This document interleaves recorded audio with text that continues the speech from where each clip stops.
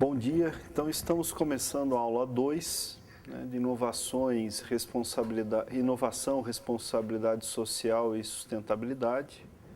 E vamos tratar nessa aula de como aquele contexto que comentamos na aula 1, da crise ambiental, do processo de amadurecimento do desenvolvimento, da relação entre esse desenvolvimento e as práticas empresariais, elas acabam transformando não só essas práticas no seu cotidiano, mas também numa visão de médio e longo prazo. E como essas práticas se tornam, em realidade, mais preocupadas com uma noção de sustentabilidade ao longo do tempo. Bom, o contexto que nós trabalhamos na aula 1 foi justamente mostrar que essa discussão ela amadurece com a crise do petróleo na década de 70, o aumento pela demanda dos recursos ambientais, porque esses recursos se tornam mais escassos e incorporam valor. Então aqui é uma questão importante, Em realidade nós estamos amadurecendo uma discussão que era presente desde os clássicos, pressupostos na economia, mas que ainda permanecem e tomam um novo corpo nesse novo contexto.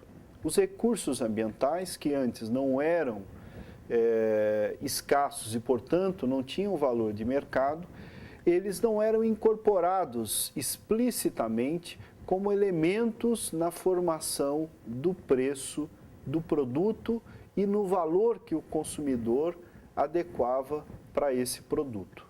À medida em que esses recursos se tornam escassos, assim como na época a principal escassez era a mão de obra, eles passam a ter valor e um valor de mercado. Só que com uma característica muito diferente da que nós tínhamos, que temos em realidade da mão de obra. A mão de obra, quando tivemos um recurso escasso, nós pudemos minimizar essa restrição aumentando a população. Saímos de uma população de 1 bilhão no século XIX para quase, no início do século XIX, para um pouco mais de 6 bilhões um século depois. Quer dizer, aquele recurso que era escasso deixou de ser escasso quase 2 séculos depois.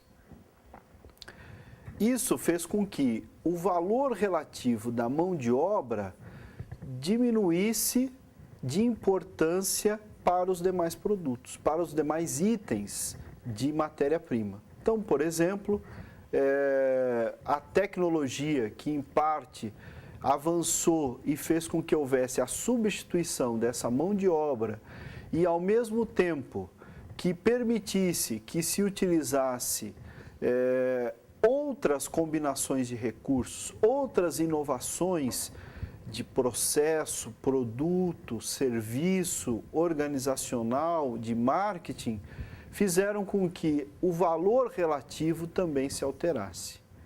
Então isso foi uma estratégia perfeitamente possível do século, principalmente 18, até o século 20.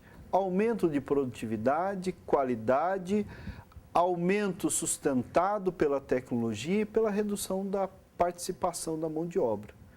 Isso ainda encontramos na maioria dos sistemas produtivos hoje, mas com um diferencial importante. Hoje outros recursos se tornaram escassos, se tornaram relevantes para o processo e que não tinham um valor de mercado há 2 séculos atrás. E o principal deles é o recurso ambiental. Esse recurso ambiental, que a partir da década de 70 quebrou, em realidade, uma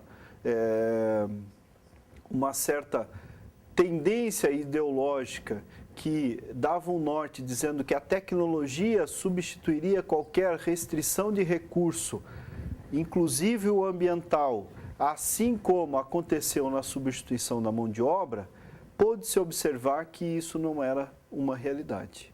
Esse recurso ambiental, que é base não só para o fornecimento da matéria-prima, mas também para as fontes de energias necessárias para que esse sistema funcione, ele, ao se tornar escasso, aumentou o valor, a sua participação no custo e, por consequência, aumentou também incrementou uma nova variável nesse mercado, nessa composição dos custos da empresa. Essa variável, que é o recurso ambiental, tem uma característica muito diferente da mão de obra. O recurso ambiental, ao ter valor de mercado, significa que ele, em realidade, está se tornando escasso. E isso é extremamente complicado para o sistema, diferentemente da situação da mão de obra. Por quê? Porque o recurso ambiental, quando se torna escasso, ele não tem a capacidade de reprodução e de recriação que tinha a mão de obra. E essa incapacidade faz com que, em realidade, esse recurso seja cada vez mais finito e que você não tenha uma alternativa de reposição. Então, alguns recursos, como por exemplo a água, que tem um valor de mercado hoje, mas o valor de mercado pago é muito menor do que o valor relativo dela para a nossa sobrevivência. Se um dia o mercado pagar o equivalente ao valor relativo da água para a nossa sobrevivência, é porque essa água ela já é muito escassa e vai ter um dos bens mais valorizados em todos os mercados. Só que aí é um caminho sem volta. Quer dizer, nós não temos como repor toda aquela água que utilizamos de uma maneira, digamos, inconsequente. Por isso, o recurso ambiental, ao ter valor de mercado, ele se torna, em realidade, uma necessidade de reestruturação do processo produtivo. Você não consegue, seja independente do tempo, modificar esse recurso ou buscar alternativas que vão substituir a esses recursos, porque eles são finitos efetivamente e vão acabar. Por isso que, quando se fala em práticas sustentáveis e incorporação da variável ambiental no discurso empresarial, isso não é uma demagogia ou um discurso distante da realidade. A questão é quando efetivamente esse recurso vai ser incorporado nas variáveis de decisão da empresa. E aí a gente entra em uma outra situação. Uma situação, na verdade, de distintos perfis empresariais que tratam diferentemente este problema. Se a gente for vincular isso a um perfil de necessidade de sobrevivência, nós podemos notar que a maioria das empresas, como no caso brasileiro, que são micro e pequenas empresas, em realidade ainda estão distantes de incorporar a questão ambiental como uma componente de custo ou como uma componente estratégica. Por quê? Porque elas ainda estão imbuídas em buscar estratégias para conseguir se manter no curto prazo com o lucro contábil, distante do conceito que trabalhamos de custo econômico, e que envolve, em realidade, a utilização de todos os recursos no processo, independente se eles são remunerados ou não. Então, essas empresas, elas estão preocupadas em sobreviver. E essa sobrevivência entra numa escala anterior a qualquer pensamento de planejamento. Este pensamento de planejamento, e que envolveria, em realidade, estratégias de reutilização desses recursos, seriam alternativas que as empresas poderiam ter para transformar um problema, que é a escassez desse recurso ambiental, em uma oportunidade. Como uma oportunidade? Uma oportunidade porque a maioria das empresas estão trabalhando sobre a mesma forma de produção que vinham trabalhando até então. e estão fazendo apenas pequenas modificações na cadeia para tentar otimizar o uso dos recursos. Essa otimização, ela é válida, mas ela ainda é insuficiente para a manutenção do nosso sistema de produção e consumo, que vai, querendo ou não, para os empresários e para a sociedade, vai se modificar ao longo do tempo, porque esses recursos naturalmente vão se tornando cada vez mais escassos, como vem sendo até a década de 70 e após a década de 70, e os recursos vêm cada vez mais tendo valor, os recursos ambientais no mercado. E essa tendência, ela vai acontecer.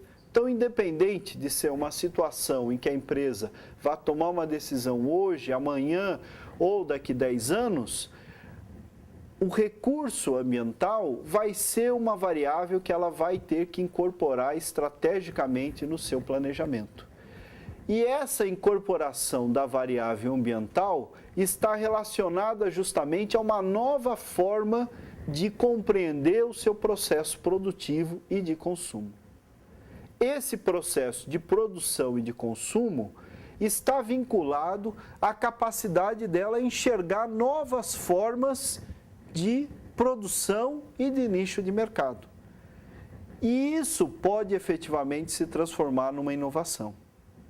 Hoje, como universidade ou como pesquisa, se vivencia muito várias oportunidades de novas invenções, de novas possibilidades de desenvolvimento de produtos que tenham uma preocupação do uso dos recursos.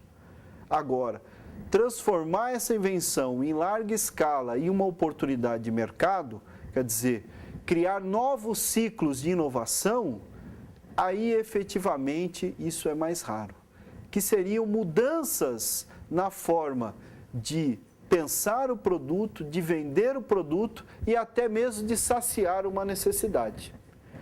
Esta forma de compreender de que maneira que a empresa pode aproveitar esse novo nicho de mercado é uma visão estratégica que exige uma visão de empreendedor e uma visão de um empresário inovador.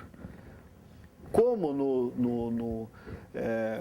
na teoria de desenvolvimento econômico schumpeteriano, em que vincula inovação e desenvolvimento, né, essa inovação descrita lá é esta inovação que estamos tratando aqui. Não são inovações incrementais, são formas de repensar o sistema. E esse repensar o sistema abre não só oportunidades, como também exigem que se transponha muitas barreiras para se alcançar aquele objetivo. Essas barreiras são do próprio sistema. Muitas empresas, apesar de saber da restrição ambiental, elas ganham com o sistema na forma como esse sistema está organizado hoje. Não necessariamente elas serão as mesmas empresas que ganharão no futuro, porque eventualmente elas têm capacidade de competir na forma como os mercados estão organizados hoje e na forma como a demanda está estruturada para comprar esses produtos e serviços no mercado. Então, essa barreira é uma pressão do mercado para que essas inovações e mudanças não aconteçam de forma significativa. E esse é uma primeira barreira que um empresário inovador que enxergue essas práticas sustentáveis e essa nova forma de reconfiguração da cadeia tem que transpor, tem que lutar contra o sistema atual, fazer com que na própria cadeia você tenha mudanças com o fornecedor, com a sua própria demanda, que tenha capacidade de comprar e adquirir novos produtos que podem saciar aquela mesma necessidade. Enfim, ser esse empresário inovador que vivencia essas práticas sustentáveis e recria o mercado é algo extremamente complexo. Então, apesar daquele discurso em que nós comentamos na aula 1, ainda estar distante da prática, essa distância